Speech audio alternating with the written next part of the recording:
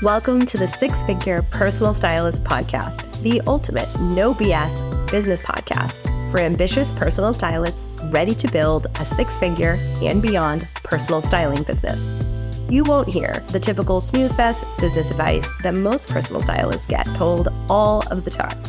Nope, instead, I'll be sharing business building strategies that will help you create a killer personal brand, a cult following of loyal personal styling clients, and make a ton of cash while creating lasting style transformations for your clients. I'm Nicole Achi, your host and a former personal stylist of 14 years who built a lucrative styling business in 3 major cities, but only after spending years trying to crack the six-figure styling business code without burning out. And now I'm here to tell you how to do exactly the same. Let's get into it. In episode 2, I asked you to think about what kind of stylist you want to be. And in the next several episodes, I'll be defining the 2 types of approaches to personal styling that I outlined there, transactional and transformational. These terms and the way I use them describe the relationship between the client and the stylist, not necessarily the outcome of the styling experience, and absolutely not the inherent value of each type of styling approach.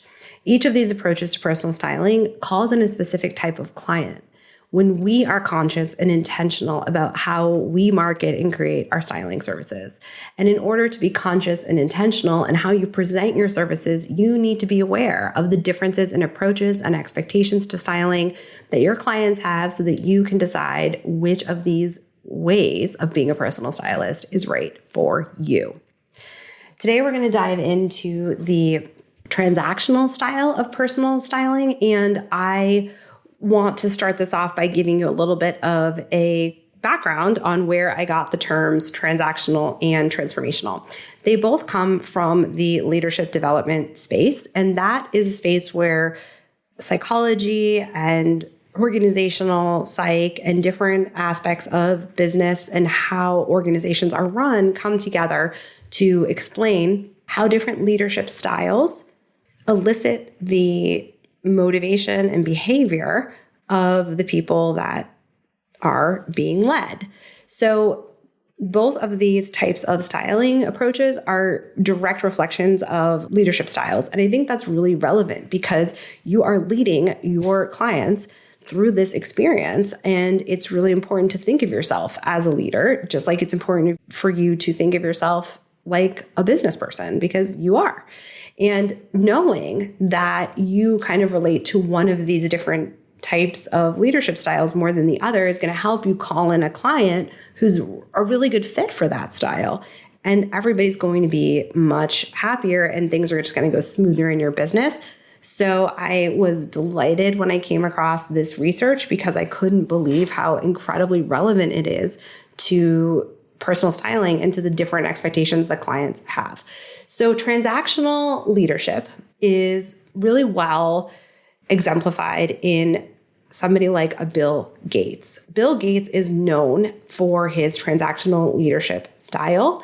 It is a style that goes hand in hand with kind of maintaining the status quo of actions and processes that have been proven successful.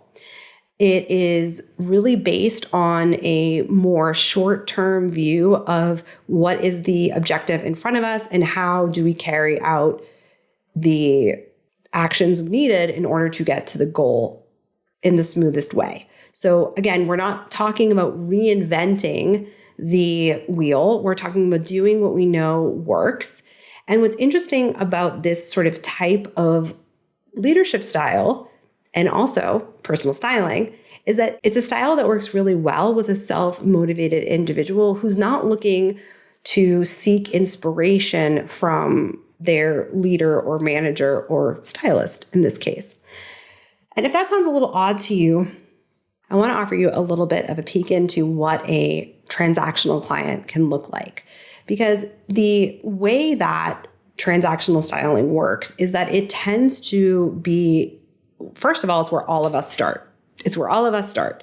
Nobody can get to transformational styling until they have mastered transactional styling. And most of the time, we're trying to kind of like put one foot in one world and one foot in the other world. And that's where we get kind of some wonky results with our clients. So the reason why transactional leadership really makes sense when you're looking at personal styling models is that some stylists have certain types of packages where you're looking at an hourly situation. You're looking at a one-off closet edit, a one-off shopping edit, a one-off styling session. It is usually in those cases that the client is self-identifying into which one they need. Not always, but it's often the case that when you have those types of services, you're going to have people coming to you and saying, hey, I need personal shopping. Hey, I need this. And it really is important, regardless of what the client says, for the stylist to have a way of vetting the client and making sure that the problem that they think they have is in fact the problem they think they have, and that the solution that they're choosing is the right solution to solve the problem. Because again, remember, people are coming to you with a problem, and they've had the problem potentially for a long time, depends on the client. So if that's the case, they may not actually know what they need, but they might, have just heard about a closet edit and think that's the answer, right?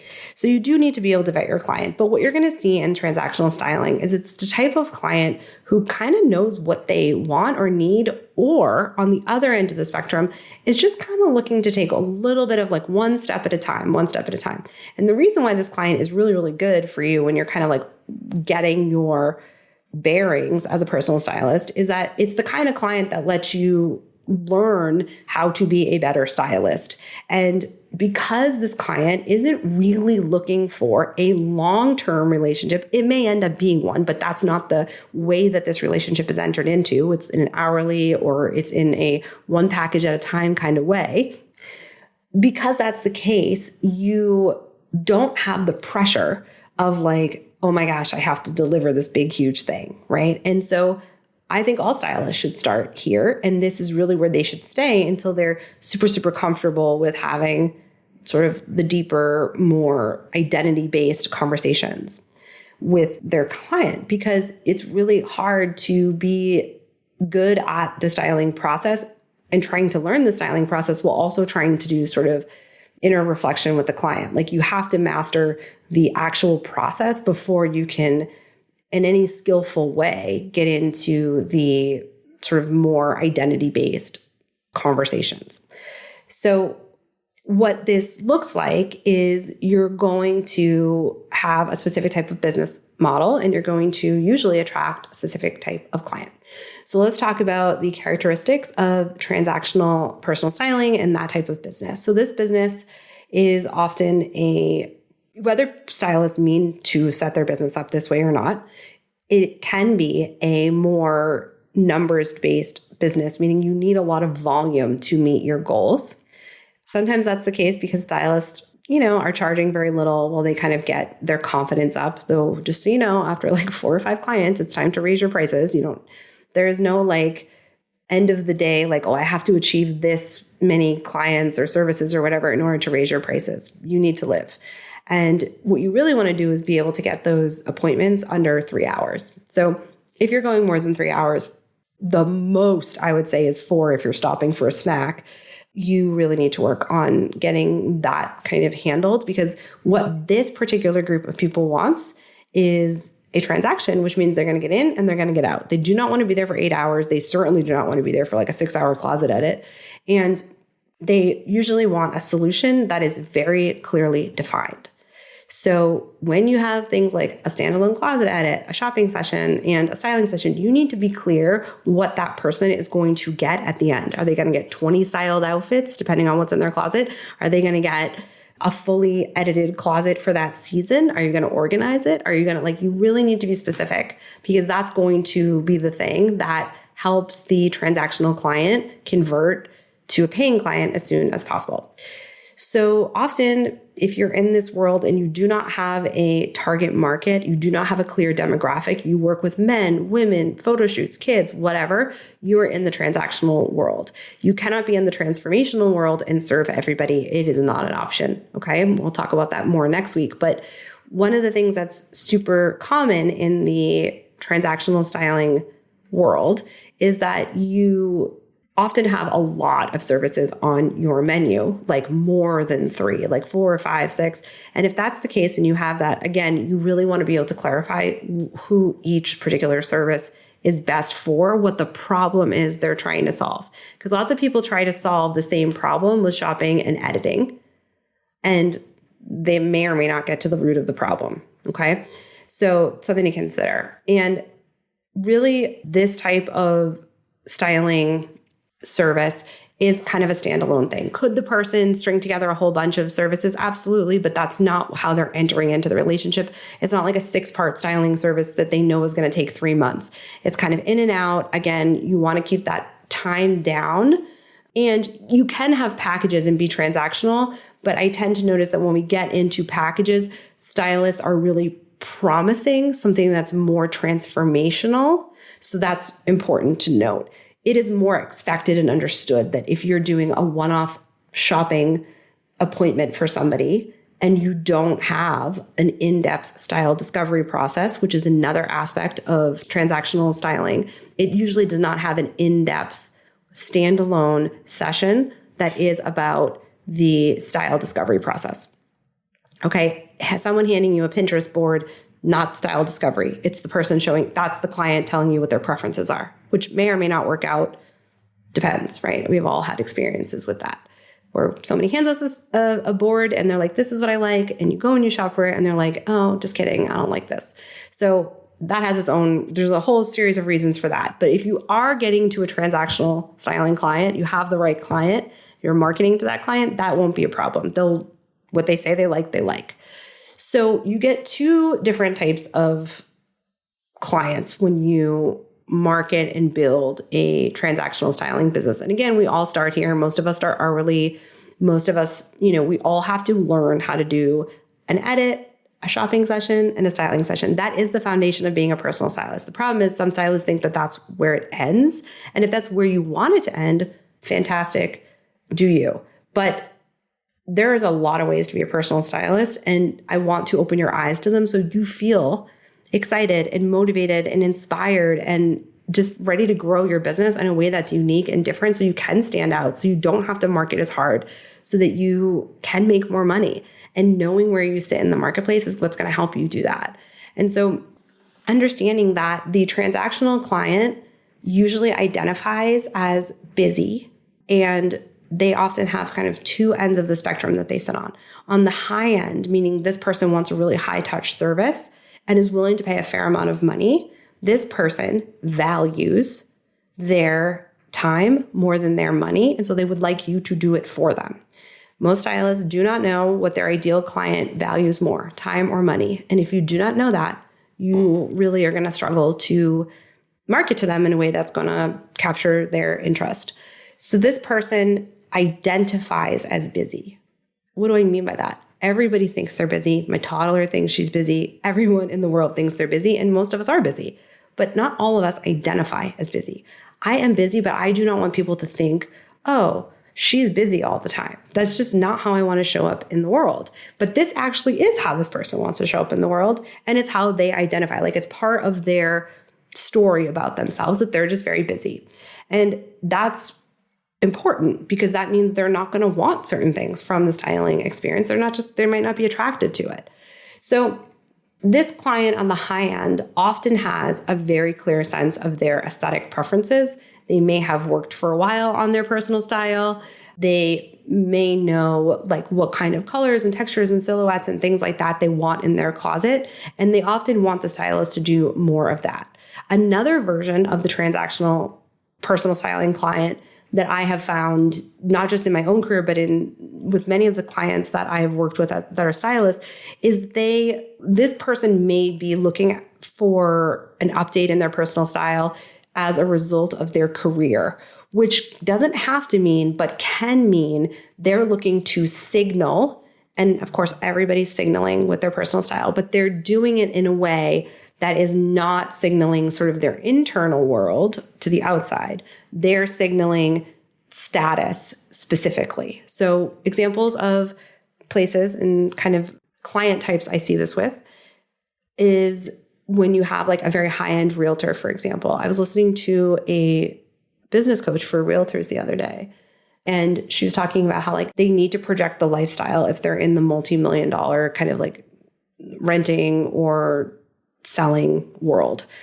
they can't drive a Honda, is what she was saying. They need to lease a Mercedes or, a BMW or something. They have to give off the aura in their clothes, in their watches, with their shoes.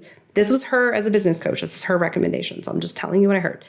That they need to give off like this idea that they don't really need the sale. That like the sale, like by signaling with their clothes and their possessions, they don't really need the sale. They're already doing well. This is not the only field that I've seen this in. When I worked with presidential advisors as a stylist, I saw this all the time. It wasn't very flashy, but it was very transactional in the sense of like, there was like norms and rules we had to follow, and like colors signaled different things. And it wasn't really like them looking inside and being like, do I want people to think that I'm sensitive or confident or whatever? It was just like, you're kind of projecting a persona. Okay. So think of it like that. Is every high-end client like that? No. And some of them have actually figured out their style. But if you have a client who's really, really interested in only luxury goods, and specifically for one context of their life, like work, but like their apartment, when you go to their house, like doesn't look like that, or in general, when you're meeting with them on Zoom, you're not getting that vibe, but they want that. They want you to like shop for luxury stuff for their work life or whatever. That's a transactional client. And it's because they're really, like I said, signaling in a way that is not about the internal world. It's about perception. And it's only about perception. Okay. Now, of course, perception and signaling happen in a transformational styling service, but it's led by the client's view of themselves or their ideal vision of themselves, not with what other people think of them, right? That's exactly the opposite of what we're trying to do in a transformational styling service. We'll get into that next week more, but that's one end of the spectrum. And like I said, that person values their time more than their money, and so they're willing to spend a lot. Now, at the other end of the transactional spectrum is an interesting kind of other type of client. And this is a client who is kind of looking to baby step their way into personal styling. This is someone who maybe buys like a PDF about style, or they take a class, or they've read a couple books, but they kind of are operating from the view that they don't really maybe have a style, or they feel lost with their style, or they feel like they have lost their previous personal style that felt good for them. Maybe they're going through some kind of a transition in their life, either that you're aware of or that you're not. Almost every person that comes to a personal stylist, but for the record, is going through some sort of transition. Internal, external, it can be different. We'll talk about that in another episode, but that's important for you to know. And so you kind of are looking at someone who maybe wants more of a rule-based, prescriptive type of styling service. So a styling service that looks like that would be color analysis. It would be body shape analysis. And of course, body shape analysis and color analysis can exist in transformational styling. I create packages like that all the time with my clients. However, what's important about this is this person doesn't actually want to do any type of analysis of that and to see if the rules or the protocols that you give them in terms of color and shape fit into what they want to project into the world. It's very much just like, okay, now I have a place to start. Let me go play with these colors. Let me start here. And some people need a foothold into their style exactly using this. I have had lots of clients that really wanted to start, like have color analysis in their packages, which I would do virtually with another company. I would add that in because I don't have that expertise. And they really felt like it gave them not necessarily like quote unquote confidence about themselves, but just like confidence in their shopping, confidence in their picking of things when we were going over them. Like they felt like they had added almost like insurance in that conversation if they knew something was in their color. Okay. That's just a personality type. That tends to be a rule-following personality type. And they tend to be people that kind of need a way in through a framework or, like I said, a prescription.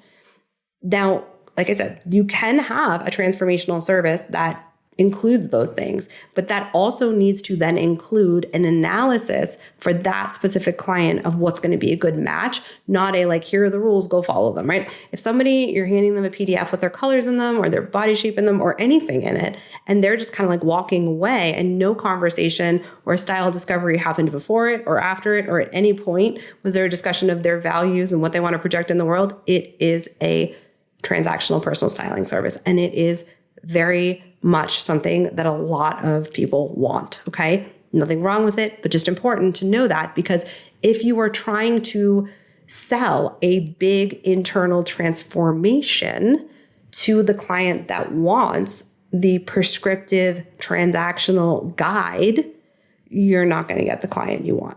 Okay. This person is not interested or not in a place in their life where they want to talk about their identity in a great amount of depth beyond just like, this is what my lifestyle looks like. I don't want anything I have to dry clean. I have 2 little kids. Maybe it's not a light color. So you're going to have some conversation about the person's preferences and sizes and what colors they like and what colors they don't. But it will not be a deeper conversation about identity and embodiment and things like that. Okay? Again, nothing wrong with it. And lots of stylists who sit in the transactional world that do hourly or do like one-off kind of services, they do not have a styling discovery process, like a way of looking into not just what kind of things the client is attracted to, but why, and if the thing they are initially attracted to is actually giving off what they intend to, for example. Because just because a client hands you a Pinterest board full of like classic clothes, for example, like stripes and J. Crew type things, if they internally kind of want to be seen in a different way, they may be visually attracted to those clothes because they're, say, safe. But when they put them on, you're going to get a lot of like, oh, this doesn't work, this doesn't work, this doesn't work. And they may not be able to tell you why, because there wasn't a style discovery process before that. And I'm just sharing that because it doesn't mean that you need to do one. It just means that you should be aware that that could be where the miscommunication comes from. So this type of client can either identify as really, really busy or kind of identify as like just wanting a little step at a time on the other end of the spectrum.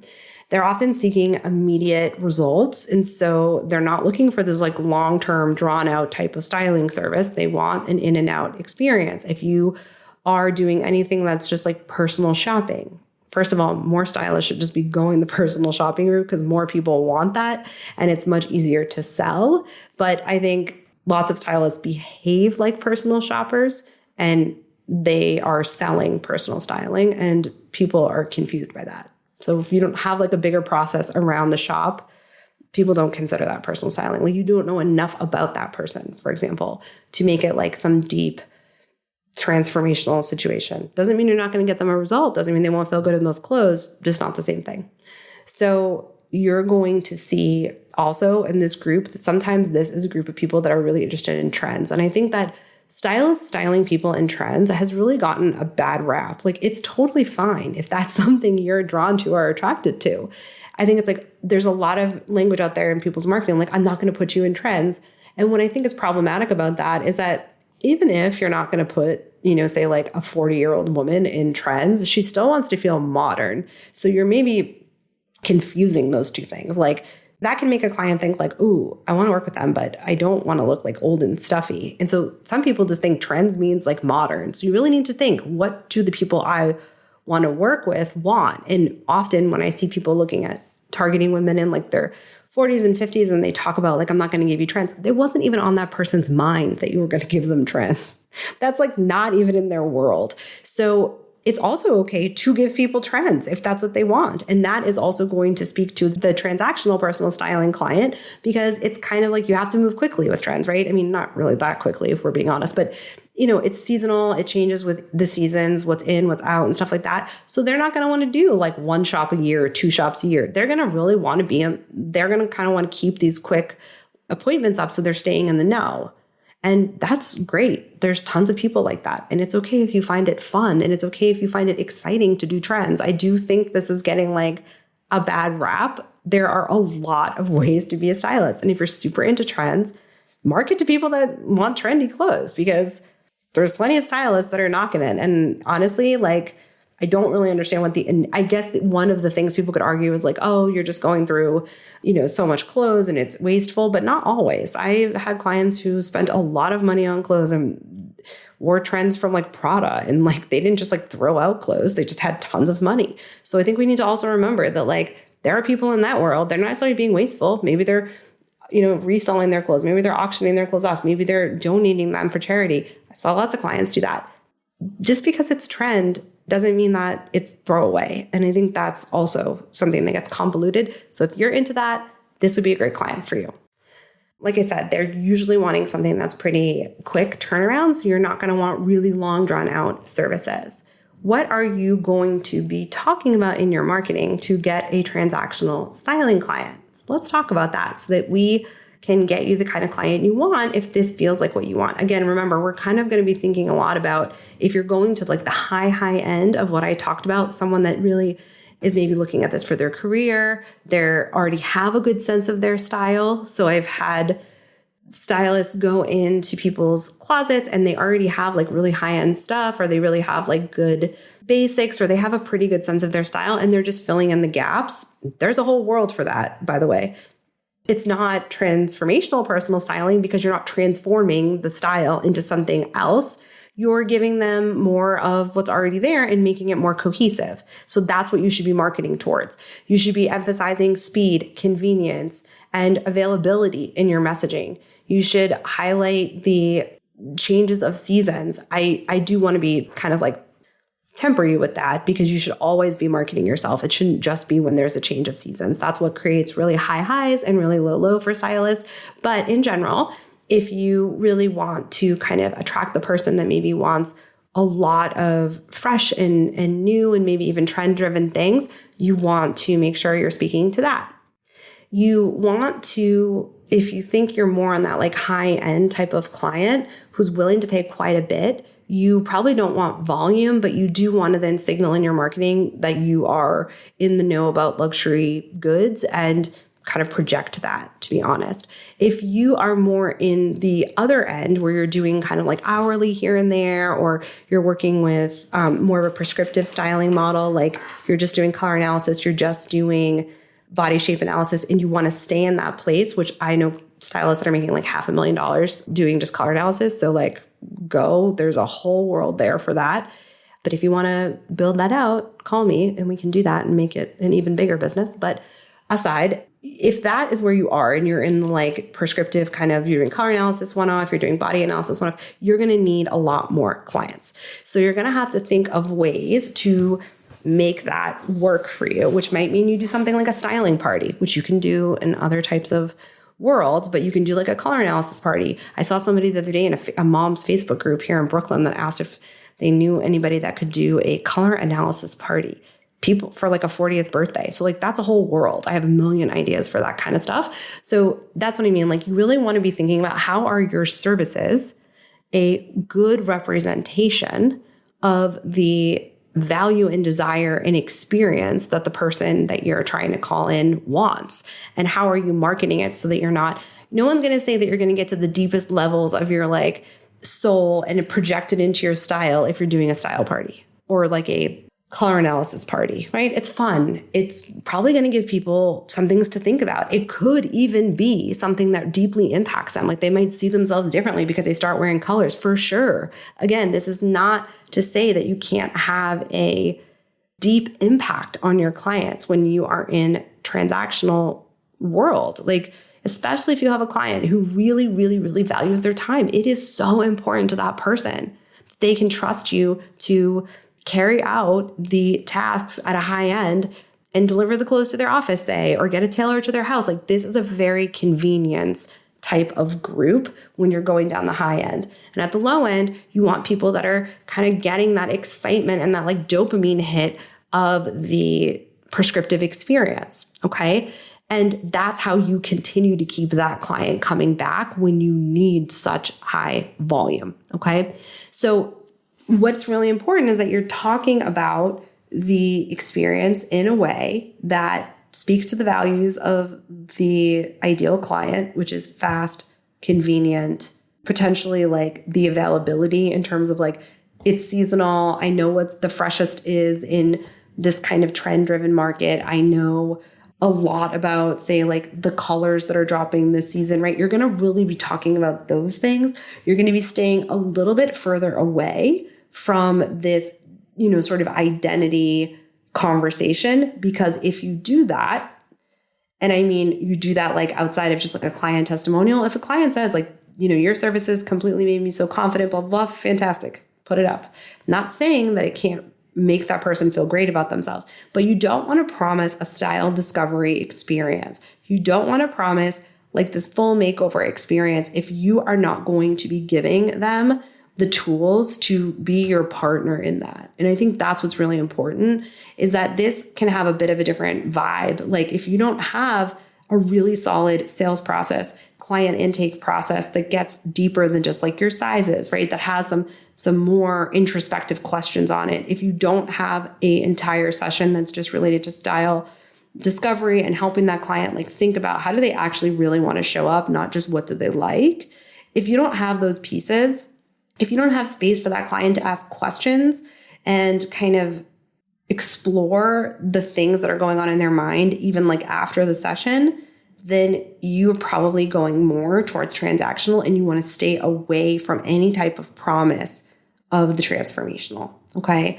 Because when you do that, you make sure you call in a client who is on the same page as you. When I hear a lot of stylists promising things like big, deep transformations or talking about, identity shifts and talking a lot to the type of client who's going through like massive transitions and wants to like a divorce or something like that. And they want this like whole new style, but they're offering like 2-hour appointments. There's something off. The stylist is offering like a 2-hour shopping session with nothing before and nothing really after, except for like a form that gives them their sizes. You're going to have a lot of people that are a bit confused. And that's just really important to know because people are much savvier consumers than they were years ago about personal styling. And this is often the reason why things like tips and tricks in your marketing doesn't really get you anywhere in terms of converting clients.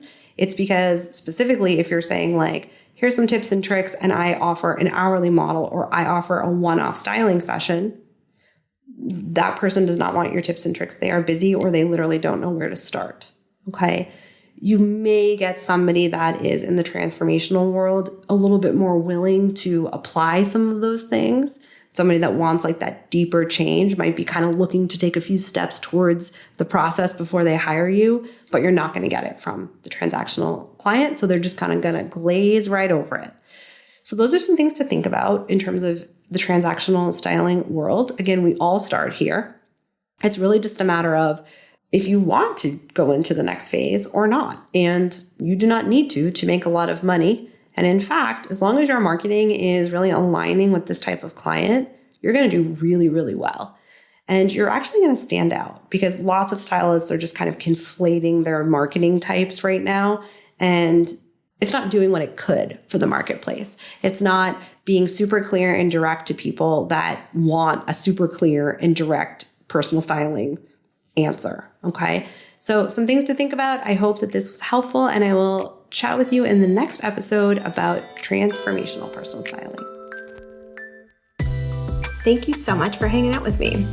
It turns out that social proof is actually pretty important. So if you could help me out, I'd so appreciate it. If you just had a quick free moment and could leave me a rating or review on the podcast app, that would be killer. And even better, if you wanted to share this episode on Instagram and tag me, that would totally make my day. And it would bring so much more awareness to the podcast and would help other stylists just like you who are looking to build lucrative styling business, because the better each of us does, the better all of us do. Thanks for hanging out with me, and I'll chat with you next time.